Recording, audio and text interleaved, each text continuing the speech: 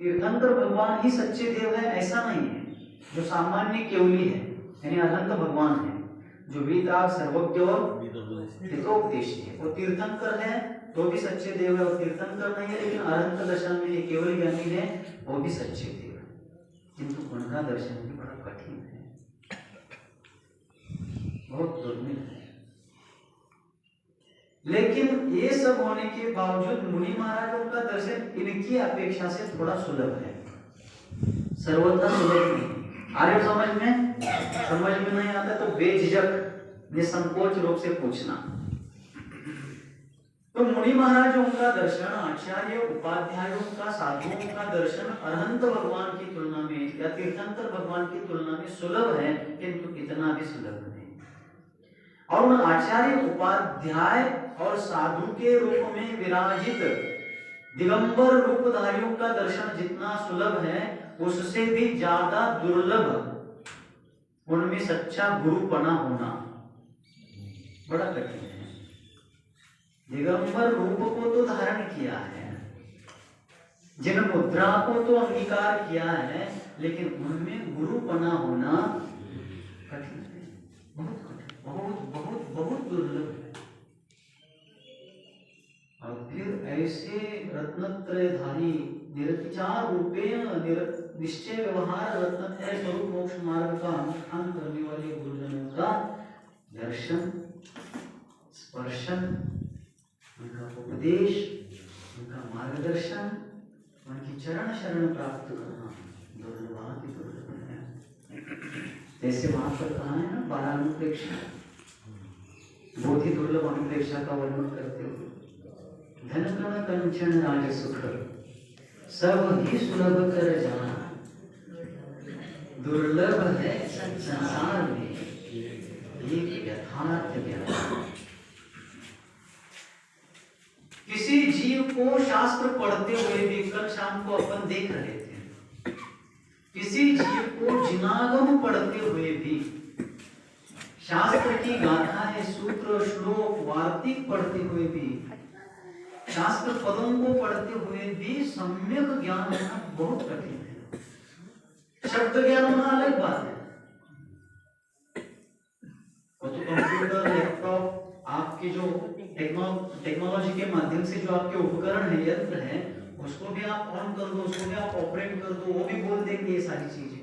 अहमिको खरसुद्धो दर्शन नानमय्यो सदा नव्यात्ति मच्चिकिंचिदि अन्न परमान्वितम इत्यादि गाथाएं, तद्वात श्रद्धानु सम्यक दर्शनम इत्यादि सूत्र, श्लोक, वार्तिक आदि ये चीजें उपकरण भी जिसमें डाउनलोड वगैरह है, वो भी बोल देंगे। तो उसको अपन ज्ञान कहते हैं नहीं, वो शब्द ज्ञान हो गया। हाँ, शब्द ज्ञान किसी के पास होना गलत नहीं है, अच्छी बात है, लेकिन शब्द ज्ञान जिसके पास है वो ज्ञानी ही है ऐसा कोई नियम नहीं।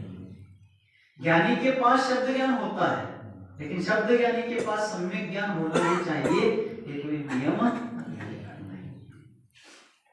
इसलिए हम सभी को ये प्रयास करना है कि हमारा ज्ञान मात्र शब्द ज्ञान नहीं हो, भावात्मक ज्ञान होना चाहिए। वो हो रहा है कहानी बताऊं राजा रानी की, वो भी बताऊंगा बाद में, लेकिन ये चीज समझ। तो शब्द ज्ञान और भावात्मक ज्ञान, इसमें क्या अंतर है? शब्दात्मक ज्ञान मनुष्यों के पास है, देवों के पास है, कदाचित नारकियों के पास भी है, तिर्यंचों के पास भी है, लेकिन तिर्यंचों का शब्द ज्ञान अनक्षरात्मक है। तिर्यंचों का शब्द ज्ञान कैसा है? अनक्षरात्मक। शब्द दो प्रकार के होते हैं, अक्षरात्मक और अनक्षरात्मक। अपन आ, ई, उ, क, ख, ग इत्यादि स्वर व्यंजन आदि के माध्यम से जो बोलते हैं वो अक्षरात्मक ज्ञान होते हैं। और पशु पंछियों का चीखना, चिल्लाना वगैरह वगैरह जो उनको ही समझ में आता है, उनकी भाषा भी यही समझते हैं, वो उनकी भाषा है, वो उनके शब्द तो है, लेकिन वो अक्षरात्मक नहीं, वो ध्वन्यात्मक आवाज रूप है। आ रही ना आवाज? लेकिन उसमें अ, आ आदि स्वर व्यंजन आदि कुछ है क्या? तो ये हो गई भाषा। लेकिन भाषा होते हुए भी भाषा के आगे जाकर के भाव को समझना बहुत महत्वपूर्ण है। जैसे मैंने शब्द कहा पिच्छिका, क्या बोला मैं? पिच्छिका। तो पिच्छी शब्द मैंने यहाँ पर शुक्ल फलक में या कृष्ण फलक में, ब्लैक बोर्ड व्हाइट बोर्ड पर मैंने यहाँ पर लिखा पिच्छिका, तो उस शब्द में वो वस्तु नहीं है। वो लिखा हुआ या बोला हुआ या सुना हुआ जो शब्द है, वह शब्द इस वस्तु को जानने के हमारे लिए संकेत मात्र दे रहा है। पिच्छिका शब्द में पिच्छीपना नहीं है, पिच्छीपना तो इस वस्तु में है। इसी से जीव की रक्षा करना, संयम का अनुष्ठान, प्राणी संयम का पालन करना, एक कार्य इस वस्तु से होगा। पिच्छी शब्द जो लिखा बोला या सुना हुआ है, उसमें पिच्छीपना नहीं, पिच्छीपना तो इसमें है। इस वस्तु को जानना ये हुआ भावात्मक ज्ञान, और पिच्छी शब्द को पढ़ना, सुनना या बोलना ये हुआ शब्दात्मक ज्ञान। आ रहा है? हाँ, तो हमारा ज्ञान भावात्मक होना चाहिए। मैंने कहा केला, क्या कहा? केला। तो केला शब्द में वो स्वाद नहीं है, केला शब्द में वो स्पर्श नहीं है, वो गंध नहीं है, वो वर्ण नहीं है। वैसा स्पर्श रस गंध वर्ण एक विशिष्ट प्रकार के 3-4 इंच लंबे वो पीला हरा रंग का जो फल आता है, जिसको अपन सभी ने लगभग कम से कम एक आध बार तो खाया है। इसमें से कोई व्यक्ति ऐसे नहीं होंगे जिन्होंने केला नहीं खाया, ज्यादातर लोगों ने खाया है, तो केले से सभी परिचित हैं। तो केला शब्द पढ़ करके, लिख करके, सुन करके हम उस शब्द को नहीं पकड़ते हैं, उसको पढ़ते, सुनते, लिखते ही हम तुरंत उस वस्तु के पास हमारा उपयोग चला जाता है। वो फल जब मैंने वो खाया था, हमारे घर में रखा है, या सब्जी मंडी में, फल मंडी में वो पाया जाता है, इस प्रकार के पेड़ पर इस प्रकार से लगता है, तो हमने उस वस्तु को पकड़ा, शब्द का संकेत पा करके हमने उस मूल पदार्थ को जाना, जिस पदार्थ का वर्णन उस शब्द से किया जा रहा है। तो शब्द एक सेतु है, शब्द एक माध्यम है, शब्द वास्तव में ज्ञान नहीं है। उस वस्तु को जानने के लिए शब्द एक साधन है। उस वस्तु के स्वरूप को जो हमने समझ लिया, जान लिया, पहचान लिया, वो हो गया भावात्मक ज्ञान। तो हमें भाव ज्ञान धारण करना है, उसके लिए शब्द ज्ञान का आलंबन लेना आवश्यक है। लेकिन शब्द ज्ञानी को सच्चा ज्ञानी कहना एक ही परत है, सिक्के की एक बात है। जिसके पास शब्द ज्ञान है वो सम्यक ज्ञानी ही होता है, ये नियम नहीं है। जो सम्यक ज्ञानी है उसके पास शब्द ज्ञान मात्र लगभग होता ही है। इसलिए हमें यथार्थ ज्ञान को धारण करना है। यथार्थ ज्ञान की प्राप्ति होना बहुत दुर्लभ है। उसी प्रकार सच्चे गुरुओं की प्राप्ति होना, मात्र दिगंबर मुद्रा भी अपन को बहुतायत से देखने को मिल सकती है, लेकिन उसमें सच्चे गुरुपना को पाना, सच्चे गुरुत्व को उपलब्ध करना, सच्चे गुरु की शरण प्राप्त होना, उनका मार्गदर्शन, निर्देशन और चरण शरण प्राप्त होना बहुत कठिन है। हमारा बड़ा सौभाग्य, अपन बहुत भाग्यशाली हैं कि वर्तमान में मुनिकुल पितामह चारित्र चक्रवर्ती आचार्य भगवान श्री शांति सागर जी महाराज की अनुकंपा से, उनके उपकार से, उनके महान बलिदान से आज जीर्ण शीर्ण शर्मा परंपरा को उन्होंने जो पुनरुज्जीवित किया, उसका जो जीर्णोद्धार किया, खंडित मुनि परंपरा को फिर से प्रवाहित किया, उस कारण से अपन सभी आज दिगंबर निर्धन का दर्शन, पूजन, उनका उपदेश, उनको आहारदान, वैयावृत्ति आदि सब प्रकार की परिचर्या करके हम उनकी सेवा वैयावृत्ति के साथ साथ अपना धर्म लाभ प्राप्त करते हैं, कर सकते हैं, कर रहे हैं, करते रहेंगे। जब मुगलों का शासन था, अंग्रेजों की सत्ता थी, तब बीच के कितने ही 4-5 शताब्दियों में निर्धन दिगंबर गुरुओं का इस भारतवर्ष के उत्तर प्रांत में अभाव सा था। दक्षिण भारत में कहीं कहीं थोड़े से मुनिराज थे, वो भी आगम अनुरूप चर्या के अनुसार चलने में उनकी बहुत दिक्कतें थी, उनके सामने बहुत समस्याएं थी, तो शैथिल्य पूर्ण चर्या को धारण करने वाले थे। लेकिन महामहिम आचार्य देव ने अपने जीवन में प्राणघाती बलिदान देते हुए प्राणों पर खेलते हुए, प्राणों का दाव लगाते हुए इस संस्कृति का रक्षण किया है। ये सब थोड़ी के उपकार है। ऐसे गुरुओं का दर्शन मिलना, सानिध्य मिलना, मार्गदर्शन मिलना, या उन्हीं के अनुरूप उनके द्वारा बताए गए मार्ग पर चलने वाले निर्धन गुरुओं का दर्शन, पूजन, वंदन, उपदेश आदि प्राप्त होना बहुत दुर्लभ है। और अपन सभी अपने पूर्वजों से भी भाग्यशाली हैं, उन पूर्वजों से जो तरसते रहे दिगंबर गुरुओं का दर्शन करने के लिए, बहुत भाग्यशाली है। तो ऐसा वह भव्यात्मा मोक्षार्थी जीव सच्चे सुख का उपाय खोजते खोजते बढ़ रहा था, और उसको सौभाग्य से, उसके पुण्योदय से, उसकी भवितव्यता से एक सच्चे गुरु का सानिध्य उसको मिलता है। और फिर उस शिष्य ने प्रश्न किया, हे भगवान, हे गुरुवर, हे आर्य नायक, हे मोक्ष मार्ग प्रवर्तक, हे कृपा निधान, मेरे ऊपर कृपा कीजिए, कृपाम गुरु, मुझको अपनी कृपा से अनुग्रहित कीजिए। और फिर उस शिष्य ने पूछा गुरुदेव से, हे गुरुवर, त्वरितम किम कर्तव्यम विदुषा? क्या पूछा? बोलो, त्वरितम किम कर्तव्यम विदुषा? विदुषा यानी विद्वानों के द्वारा। किसके द्वारा? विद्वानों के द्वारा। तो विद्वान किसे कहते हैं? अपन लोग सामान्यतः क्या कहते हैं? जो पंडित जी अपने यहाँ आते हैं और प्रश्न पर्वों में या में, पंच कल्याणकों में या व्याख्यान आदि देते हैं, उनको विद्वान कहते हैं। ठीक है, एक अपेक्षा से वो सही है, किंतु विद्वान शब्द का अर्थ शब्दशः यह है विद यानी ज्ञान। विद का अर्थ क्या है? ज्ञान। वैसे वो शब्द विद शब्द जो है ज्ञान अर्थ में आया है, और वाण यानी धारण करने वाला। जैसे धनवान, गुणवान, है ना? तो वान का अर्थ स्वामी या उसका धारक। धनवान यानी धन को धारण करने वाला, धन का स्वामी। गुणवान, गुण का स्वामी, गुण को धारण करने वाला जो गुणी आत्मा है वह गुणवान है। वैसे विद्वान, तो विद का अर्थ है ज्ञान, जो ज्ञान को धारण करता है। हितकारी ज्ञान जिसके पास है, सम्यक ज्ञान जिसके पास है, वह विद्वान है। फिर वो ज्ञान कितना है वो नहीं पूछा गया। मोक्ष मार्ग में ज्ञान की क्वांटिटी नहीं पूछती कि आपके पास कितना ज्ञान है। मोक्ष मार्ग में एक प्रश्न पूछा जाता है कि आपका ज्ञान कैसा है, कितना है, कोई इतना ज्यादा फोकस नहीं किया जाता। क्वांटिटी कम हो, आपने 100, 200, 500 ग्रंथ पढ़े, ये नहीं पूछा जाता। बस आपको तत्वार्थ का यथार्थ ज्ञान है, ये पूछा जाता है। जीवादि 7 तत्वों का, स्वपर का, लोकालोक का, पंचास्ति का, 6 द्रव्यों का आपको क्या यथार्थ ज्ञान? थोड़ा भी हो लेकिन यथार्थ है, ये पूछा जाता है।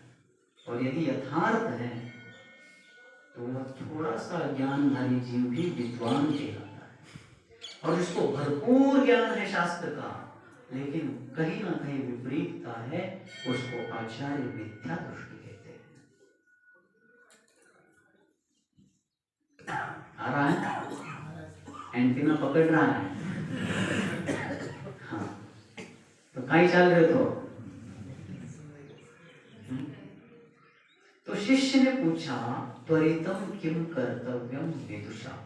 उस मोक्ष सुखार्थी जीव ने, सुख को चाहने वाले जीव ने गुरु के चरणों में पहुंचकर प्रश्न पूछा कि हे भगवान, विदुषा यानी विद्वान जीवों के द्वारा त्वरितम किम कर्तव्य, शीघ्र ही, तुरंत ही करने योग्य कार्य कौन सा है? कर्तव्य शब्द का अर्थ क्या है? तो कर्तव्य शब्द का अर्थ है करने योग्य। कर्तव्य शब्द का अर्थ क्या है?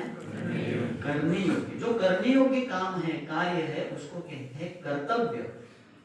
तो शिष्य पूछता है कि विद्वान बुद्धिमान के द्वारा करने योग्य काम कौन सा है?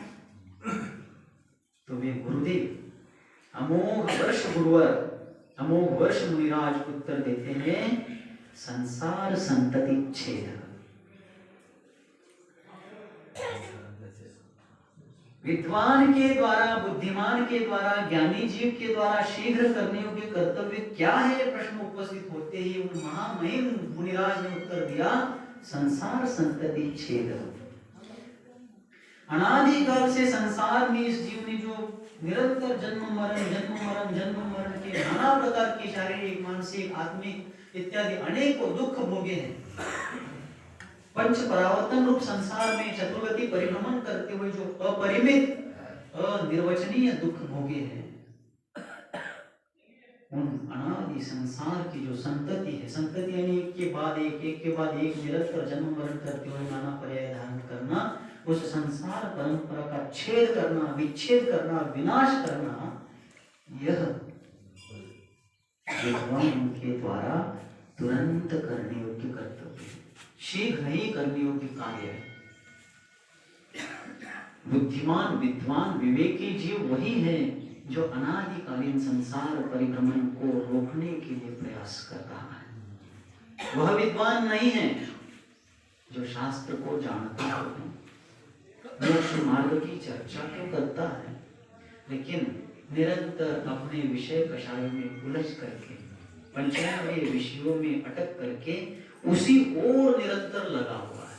हाँ, ऐसा नहीं कि कोई घर गृहस्थी में रह करके श्रावक धर्म का अनुष्ठान करने वाला जीव पंचेंद्रिय विषयों का सेवन नहीं कर सकता, वो करेगा, कर सकता है, लेकिन वो करते हुए भी उसके चित्त में पंचेंद्रिय विषयों का, विषय कषायों का, घर गृहस्थी का या और अन्य अपने नैतिक पारिवारिक दायित्वों का, सामाजिक कर्तव्यों का दायित्व का निर्वाह करते हुए भी उसके हृदय में, भीतर में विवेक ज्योति निरंतर प्रज्वलित रहती है कि ये सब करते हुए भी मुझे सब छोड़ना है और आत्महित की ओर आगे बढ़ना है।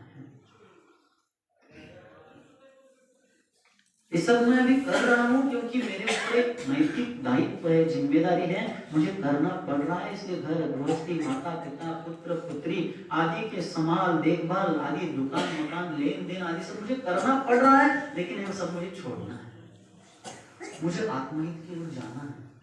और यदि मैं इस सबको नहीं छोड़ूंगा तो ये निश्चित रूप से मुझे छोड़ देगा। क्या होगा? मैंने इन सारी चीजों को यदि नहीं छोड़ा तो कोई फर्क नहीं पड़ेगा, लेकिन ये सारी चीजें मुझे नियम से क्या कर देंगी? इसलिए ये सब मुझे छोड़े, उसके पहले मैं ही क्या करूंगा?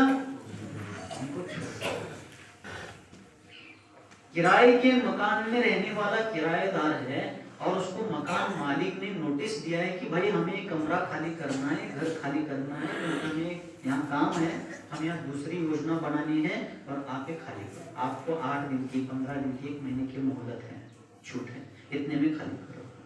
यदि नहीं करता है तो दोबारा बताते हैं 4 दिन की मोहलत है, 8 दिन की मोहलत है, फिर भी नहीं मानता तो और नोटिस देते हैं और वार्निंग देते हैं कि लास्ट वार्निंग, अंतिम चेतावनी है। और फिर भी यदि नहीं मानता है तो फिर कानूनी कार्रवाई के माध्यम से, पुलिस आदि के माध्यम से धक्के दे करके, अपमानित करके उसको बाहर कर दिया जाता है। वो नहीं छोड़ा तो उसको छुड़ाया, उससे छुड़ाया गया। वैसे ये सब मैं नहीं छोड़ू तो क्या हुआ? मैं कितना भी पकड़े रहूं, ये हवा को पकड़ने जैसा है। किसको पकड़ने जैसा है? हवा को अपन पकड़ सकते हैं, पकड़ सकते हैं कि नहीं? बताओ। नहीं, मैं कहता हूँ पकड़ सकते हैं, आप कहते हैं नहीं पकड़ सकते। किसका सही है? आपका। महाराज, आप महाराज है तो आपका ही सही होगा। ऐसा कोई नियम नहीं है, स्याद्वाद है। हम बहुत सौभाग्यशाली है कि हमें भगवान के स्याद्वादमयी जिन शासन का अनुयायी बनने का इस जीवन में भाग्य मिला है।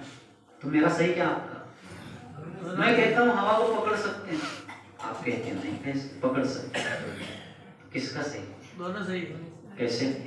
पकड़ भी सकते हैं, बार पकड़ के दिखाओ राजी, सांस लेके प्रैक्टिकल पकड़ो।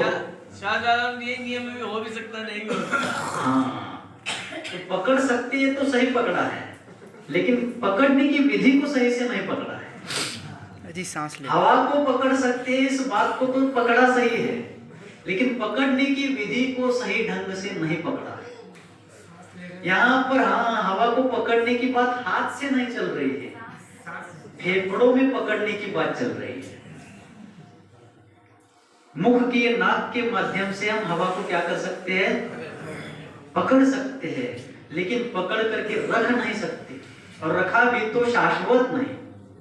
4 second, 5 second, 10 second, 1 minute, 2 minute, जिसको पूरक कुंभक प्राणायाम वगैरह आते हैं, जो अंदर श्वास रोकने की कला जानता है देर तक, वो भी कितना ज्यादा से ज्यादा 1-2 क्षण, लेकिन छोड़ना ही पड़ेगा। और नहीं छोड़ेगा तो अपने आप को छोड़ने के लिए शरीर बाध्य करेगा, वो छूट जाएगा। वैसे ही हम इन सारी चीजों को, मान लो कोई गृहस्थ सोचता है कि मैं नहीं छोड़ू, पकड़ के ही रखूं, पकड़ भी सकता है, लेकिन कितने काल तक, अत्यल्प काल तक। उसके बाद तो ये सब छूटना ही छूटना है। आप नहीं छोड़ो तो भी वो छोड़ देगा। तो धक्के खा करके बाहर निकलने के बजाय स्वाभिमान से छोड़ो ना। किसी को किसी ने लड़की नहीं दी इसलिए वो ब्रह्मचर्य व्रत ले रहा है। लड़कियां देख देख करके 50-100 लड़कियां देखा, लेकिन कहीं नाता बैठा नहीं, कुंडली बैठी नहीं, रिश्ता जमा नहीं। चलो ठीक है, अब कोई ये नहीं कहे कि इसको किसी ने नहीं दी इसलिए कुंवारा रहा, इसके बजाय कॉलर ऊपर करके कह रहा मैंने ब्रह्मचर्य व्रत लिया है, शादी नहीं करूंगा। फिर भी ठीक है, अच्छी बात है, ऐसा करना भी कुछ बुरा नहीं, लेकिन इतना सब करके ये करने के बजाय पहले झटके में करो, करना ही नहीं। आप दे तो भी मुझे नहीं करना, चलो एक ऐसा है। तो आचार्य कहते हैं आप इसको नहीं छोड़ो तो भी छूटेगा। तो फिर कोई गृहस्थ घर गृहस्थी के दायित्व में रहते हुए पंचेंद्रिय विषयों का सेवन करते हुए भी और नाना प्रकार की वहां की जिम्मेदारियों को निभाते हुए भी अपने हृदय में यदि इस विवेक को जागरूक रखता है कि मुझे सब छोड़ना है और आत्महित के पवित्र मार्ग पर चलना है, घर गृहस्थी में रहते हुए जिस प्रकार जितनी मात्रा में आत्महित का पुरुषार्थ कर सकते हैं उतना तो मैं कर ही रहा हूं, करूंगा, करता रहूंगा, लेकिन ये पर्याप्त नहीं। क्या नहीं है? क्यों नहीं है? तो इसलिए नहीं है, या संसार विषय सुख होता तो तीर्थंकर क्यों त्यागे, काहे को शिव साधन करते। मेरा बहुत पुण्य है, मैं जहां भी जाता हूं मुझे पूरा बोलना नहीं पड़ता। श्रोता मेरी बहुत चिंता करते हैं और सहयोग भी देते हैं, महाराज को ज्यादा तकलीफ ना हो, बोल करके उनको दिक्कत ना हो, इसलिए मैं शुरुआत करता हूं तो श्रोता एंड कर देते हैं, मैं शुभारंभ करता हूं तो लोग समापन कर देते हैं। बहुत अच्छा है, सबका साथ सबका विकास। हाँ, शब्द ज्ञान होना गलत नहीं, लेकिन उसके आगे बढ़ना चाहिए, बात ये है। तो घर गृहस्थी में रह करके आत्महित का पुरुषार्थ जरूर किया जा सकता है, लेकिन उसको संपूर्ण रूप से हम वहां कल्याण के लक्ष्य तक नहीं पहुंच सकते। वहां पर भगवान कुंद देव ने प्रवचन सार ग्रंथराज में कहा, पड़ी वज्जतु सामान्य यदि इच्छति दुख परिमुखम। क्या कहा? यदि इच्छति दुख परिमुखम। यदि यदि आप दुख परिमुखम इच्छति, दुख से मुक्त होना चाहते हो। क्या चाहते हो? यदि आप दुख से छूटना चाहते हो, दुख से मुक्त होना चाहते हो, तो कहीं करना पड़से पड़ी वज्जतु सामान्यम, श्रामण्य को धारण करना पड़ेगा।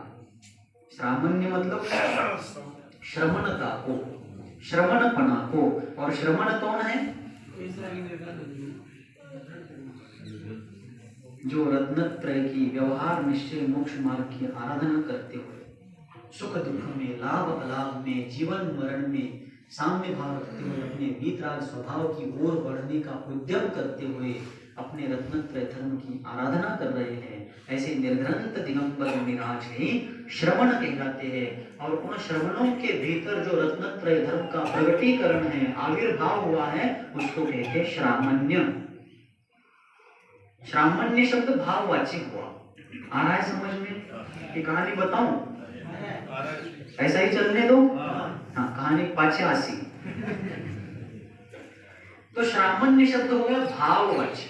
जैसे कोई व्यक्ति है, उस व्यक्ति का जो भाव है वो कहलाता है व्यक्तित्व। जैसे कोई स्त्री है, लेकिन स्त्री के मन में अपने संतान के प्रति जो स्नेह भाव है, उसके हित की भावना है, उसके कल्याण की भावना है, वो हो गई उसका मातृत्व, मातृता, है ना। तो माँ के संतान के प्रति जो भाव होते हैं, स्नेह भाव होते हैं, प्रेम भाव होते हैं, उसको मातृत्व कहते हैं, मातृता कहते हैं। वैसे श्रमणों का जो रत्नत्रयमयी भाव होता है उसको श्रामण्य कहते हैं। तो भगवान कुंद देव कहते हैं सामन्यम परिवज्जतु यदि दुख परिमुखम इच्छति। यदि आप दुख से मुक्त होना, छूटना चाहते हैं तो सामान्य को रत्नत्रयमयी निर्घंत दिगंबर रूप को धारण करना पड़ेगा। कब?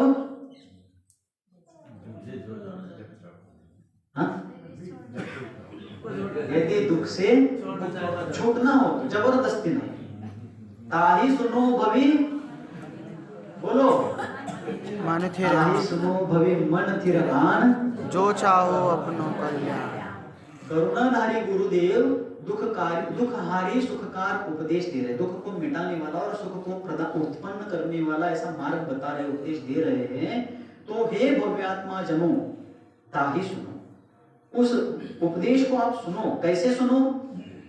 मन स्थिर आन, मन को स्थिर करके एकाग्र चित्त से सुनो। कौन सुनो? अभी यानी हे भव्यात्माओं सुनो। लेकिन कब? मन को स्थिर करके सुनो भव्यात्माओं उस उपदेश को, लेकिन कब सुनो? सुबह सुनो, शाम सुनो कि दोपहर को? सुबह, दोपहर, शाम, रात, ये बात नहीं है।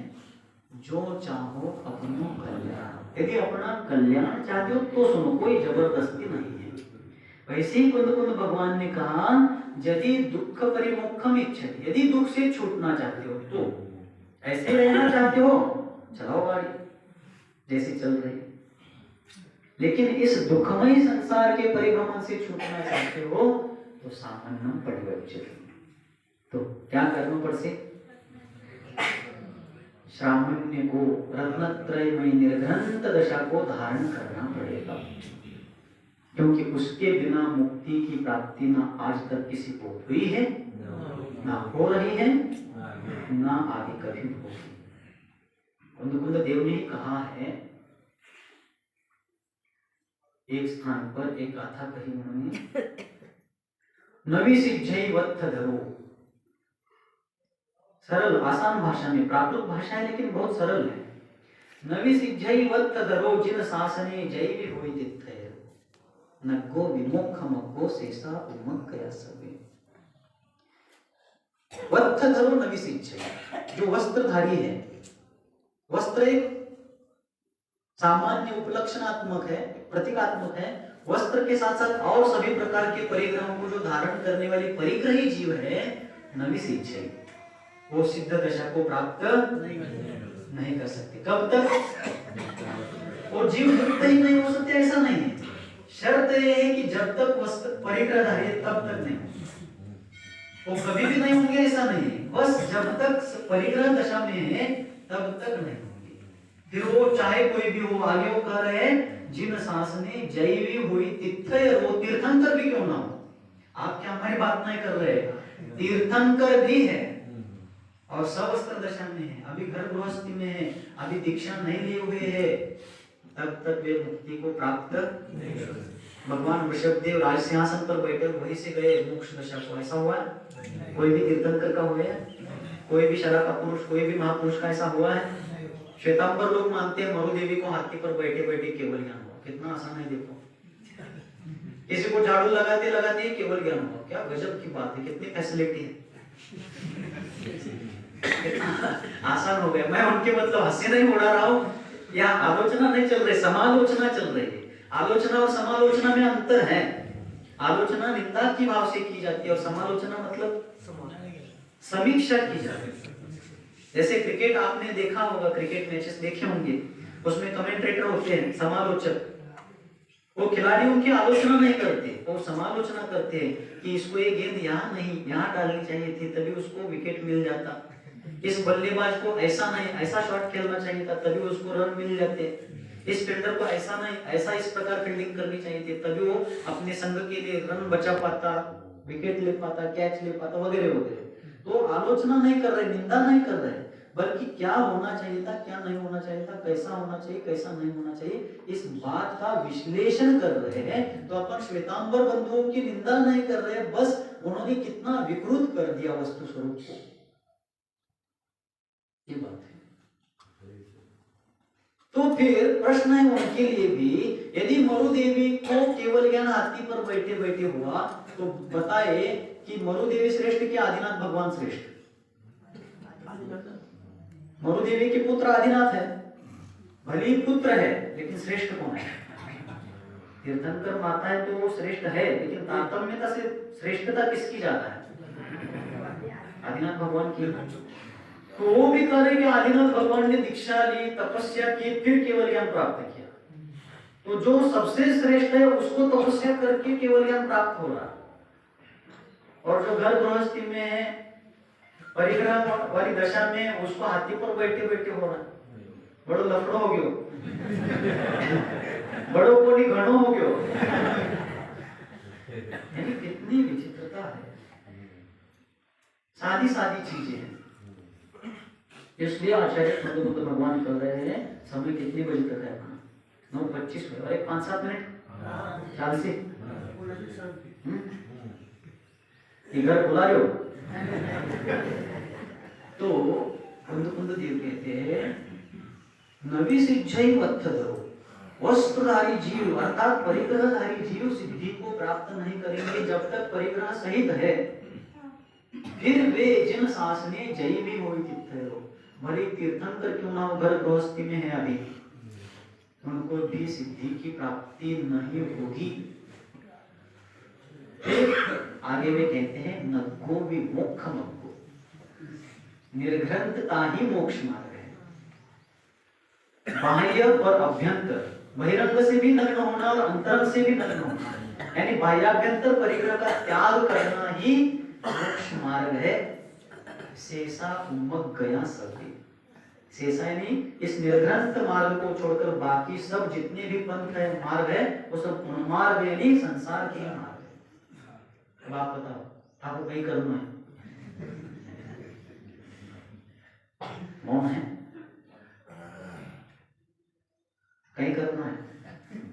कब करना है नहीं पूछ रहा हूं मैं, आप तो बताओ। कब करना है पूछता तो फिर जरा दिक्कत होती है, अभी करना है, बाद में करना है। जब करना है तब करो, लेकिन क्या करना है? निर्घ्रंथता के मार्ग पर चलना है, चलना ही पड़ेगा। क्यों? यदि इच्छति दुख परिमोक्षम, यदि दुख से छूटना चाहते हैं तो इसके बिना दूसरा कोई इलाज नहीं है। प्यास बुझानी है, क्या बुझानी है? तो क्या करना पड़ेगा? दूध पियो, पानी से बढ़िया तो दूध है। बुझेगी प्यास? ढाक का पानी पियो, अनार का, अंगूर का, पाइनएप्पल का जूस पियो, और कुछ भी पियो, बुझेगी प्यास? नहीं। उससे गला गीला तो होगा, दूध से हो और जूस से हो, लेकिन गला गीला होते हुए भी प्यास नहीं बुझेगी। अच्छा, एक काम करते हैं, पानी से भी ठंडा बर्फ की डली खाओ, प्यास बुझाने के लिए। कहीं से खाते समय तो ठंडा लगेगा, लेकिन अंदर जाते ही, निगलते ही बस करके प्यास लगेगी। तो प्यास बुझाने के लिए एक ही उपाय है, पानी पीनो पड़सी। वैसे दुख मिटाने के लिए एक ही उपाय है, बड़े वज्जदु सामान्यम। क्या? सामान्य को रत्नत्रय स्वरूप निर्घ्रंथ दशा को धारण करना ही पड़ेगा। ये नियम हमारे लिए, आपके लिए, सामान्य किसी के लिए ही नहीं, तीर्थंकरों के लिए भी है। जिन्होंने रत्नत्रय धर्म का उपदेश दिया वे भी रत्नत्रय को धारण करके ही मुक्ति को प्राप्त हुए हैं।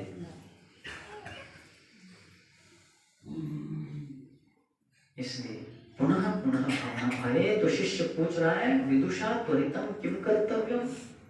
हे भगवान, विद्वान के द्वारा, बुद्धिमान जीवों के द्वारा शीघ्र करने योग्य कर्तव्य क्या है, कौन सा वो काम है जो शीघ्र किया जाए। तो उन्होंने उत्तर दिया संसार संतति छेद। संसार परंपरा अनादिकाल से एक के बाद एक जन्म मरण करते हुए अनेक प्रकार के दुख भोगते हुए हम जो भटक रहे हैं, उस संसार संतति का, संसार परंपरा का, संसार की उस परिपाटी का विच्छेद करना, विनाश करना, यही विद्वानों के द्वारा शीघ्र करने योग्य कर्तव्य है। अब बताओ कब करना है। महाराज हमें क्या पता, वो तो भगवान जाने, ऊपर वाला जाने। तो फिर नीचे वाला क्या करेगा? सब ऊपर वाला ही करेगा, जानेगा। तो ऊपर वाले नीचे वाले का क्या काम? हाँ ठीक है, ऊपर वाले यानी सर्वज्ञ भगवान जानते हैं क्योंकि वो सर्वज्ञ ही है। किंतु भगवान ने कहीं ऐसा हमें बताया है कि आप लोग कोई चिंता मत करो और कुछ मत करो, मैंने जाना है आप कब मुक्त होंगे, और जब मैंने जाना है तभी मुक्त होने वाले, इसलिए आपको अभी कुछ करने की आवश्यकता नहीं, आराम से बैठे रहो। एसी, कूलर, पंखा, हीटर जो चलाना है चलाओ, टीवी लगाओ, यूट्यूब चलाओ, इंस्टाग्राम चलाओ, और जो भी करना है आराम से रहो, मजा में। सब सारू छे चौको है, आराम से रहो। दाल बाटी चूरमा, राजस्थानी चूरमा, कुछ आपको करने की जरूरत नहीं। मैं बताऊंगा आपका नंबर कब आने वाला है।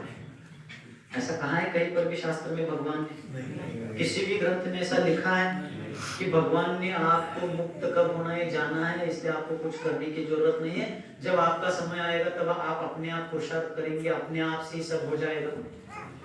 वो तो होगा ही, लेकिन शास्त्र में जब होगा तब हो जाएगा, आप कुछ मत करो ऐसा नहीं कहा है, बल्कि कहा है परिमज्जतु सामान्यम, सामान्य को धारण करने के लिए कहा है, इंतजार करने के लिए नहीं कहा है, कुछ करने के लिए कहा है। बस क्या करने के लिए कहा है? जो करने योग्य है वही करो। निरंतर भावना भाई, निरंतर प्रयास करें, निरंतर अपने लक्ष्य की ओर बढ़ने का प्रयास करें, तो हमें लक्ष्य की प्राप्ति अवश्यमेव होगी ही होगी, इसमें कोई संदेह नहीं होना चाहिए। बस मार्ग सही होना चाहिए, मार्गदर्शक सही होने चाहिए, और मार्ग पर चलने वाला पांथस्थ पथिक व्यक्ति लक्ष्यनिष्ठ मार्गनिष्ठ होना चाहिए। मुझे सिंगोली जाना है। कहाँ जाना है? सिंगोली। और सिंगोली जाने के लिए निकला हुआ मैं कोटा के रास्ते पर चल पड़ूं या श्रीपुरा डाबी के मार्ग पर चल पड़ूं, और प्रति घंटे 100 किलोमीटर की रफ्तार से जा रहा हूं, तो जाऊंगा? क्यों? गति तो बहुत तेज है, लेकिन दिशा विपरीत है। और वही सिंगोली के रास्ते पर मैं चल रहा हूं, मार्ग की व्यवस्थित जानकारी लेकर के चल रहा हूं। प्रति घंटे मैं सिर्फ 1 मीटर ही आगे बढ़ रहा हूं। बरसात में छोटे छोटे कीड़े होते ना, जो पीछे से कुछ ऐसा लिक्विड टाइप छोड़ते जाते हैं, देखा है क्या? मराठी में उसको गोगल गाय कहते हैं, इधर क्या कहते हैं पता नहीं। टैंकर पीछे से छोड़ता जाता है, चल टैंकर जो भी हो आप समझ गए। बरसात में ऐसा रेंगते हुए जाता है, पैर वगैरह कुछ नहीं होते उसके, और गीला गीला सा होता है, गोंच केचुआ है। तो उसके जैसे अत्यंत मंद गति से भी मैं सिंगोली की ओर जा रहा हूँ, प्रति घंटा 1 मीटर। तो भी मैं पहुंचूंगा या नहीं? आज नहीं सही, कल ना सही, परसों, इस साल नहीं अगले साल। क्यों? जिस लक्ष्य को निर्धारित किया है, मार्ग उसी ओर जो जा रहा है, उस मार्ग पर मैं चल रहा हूँ, उसी ओर बढ़ रहा हूँ। इसलिए मेरी गति कितनी है ये मैंने नहीं रखता, दिशा कौन सी है, मति कैसी है। गति का मतलब स्पीड, यहाँ गति का अर्थ पर्याय नहीं लेना, गति का अर्थ स्पीड, चलने की रफ्तार। गति मायने नहीं रखती, मति मायने रखती है। मूक माटी महाकाव्य में आचार्य विद्यासागर जी महाराज ने लिखा, आशय समझो आशा जीतो, आशा ही को पाशा समझो। और आगे उन्होंने पत्र में लिखा, मति सन्मति हो सकती है, मति सन्मति हो सकती है, माया उपेक्षित हो तो। मति यानी हमारी बुद्धि, हमारा ज्ञान जो है वो मति सन्मत यानी सम्यक ज्ञान बन सकता है, लेकिन कब माया यानी क्रोध मान माया लोभ आदि कषाय छल आदि परिणाम छूट जाए तो हमारी मति भी सन्मति हो सकती है। जो आज तक दुर्मति थी, कुमति थी, वो मति भी सन्मति बन सकती है। बस माया छूटनी चाहिए, अर्थात छल कपट आदि परिणाम, क्रोध मान माया लोभ आदि परिणाम, मिथ्यात्वादी परिणाम छूट गए तो मति सन्मति हो सकती है और होती ही है। तो हमें क्या करना है, वो संसार संतति छेद करना है कि नहीं। कुछ लोग इस विचार में देख रहे हैं कि महाराज घर में पूछ के बताऊंगा, महाराज आपको काल बताओ, अवार को नहीं बताऊं, घर में पूछना पड़सी।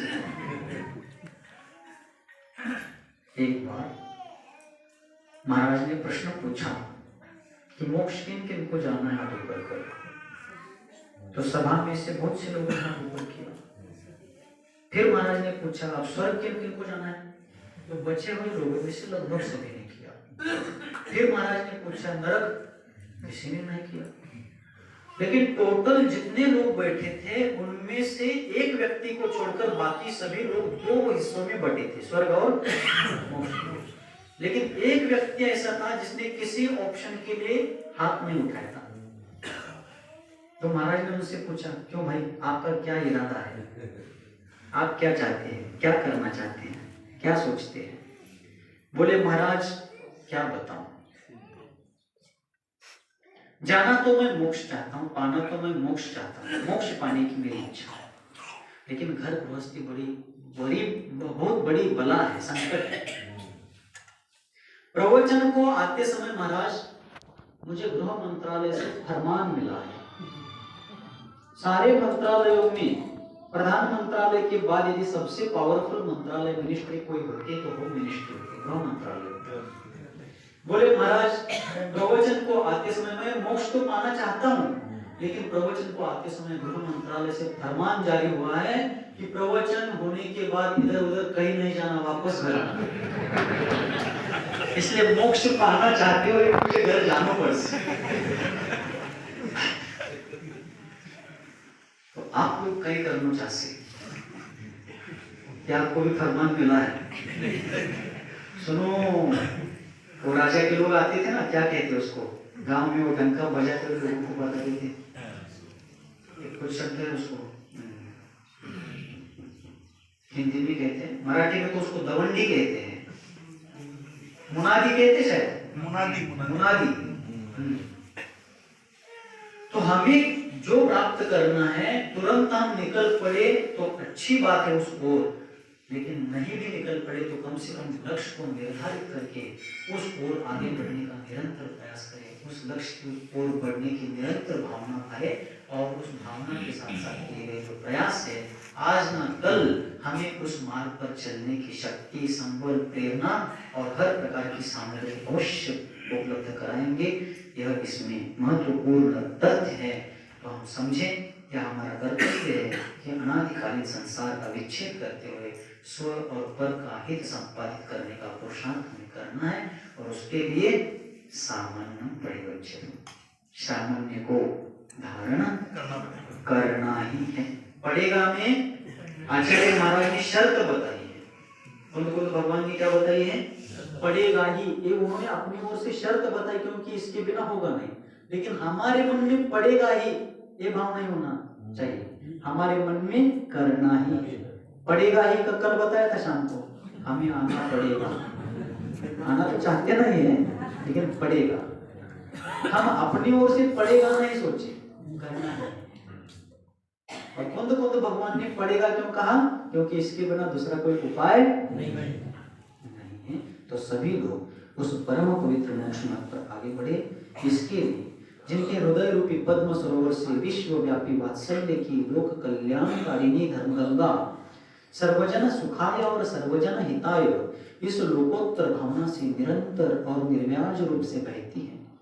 जो वर्तमान धर्म तीर्थादि नायक भगवान सन्मतिनाथ के लघुनंदन हैं, जो चारित्र्य चक्रवर्ती आचार्य भगवान श्री शांति सागर जी महामुनिराज के मूल संघ आचार्य परंपरा के आभूषण स्वरूप है, जो हमारे जीवन के सर्वे सर्वा भाग्य विधाता है, जिनका जीवन मानवता की प्रतिमूर्ति और उदारता का उदाहरण है, मूलाचार ही जिनका साधन है और समय सार ही जिनका साध्य है, जो धर्म रथ के समर्थ सारथी है, आत्मानुशासन के सजग प्रहरी है तथा संसार में भटके हुए भोले भाले प्राणियों के लिए जो रत्नत्रय के रत्नदीप के समान है, ऐसे आचार्य भगवान गुरुदेव सन्मति सागर जी यतिपति की तरह सभी की मति सन्मति हो और सभी की गति पंचम गति मोक्ष गति हो। इस प्रकार की मंगलमय भावना प्रार्थना याचना गुरुदेव सन्मति सागर जी महाराज के त्रिभुवन सुंदर लोकपूज्य चरण कमल में व्यक्त करते हुए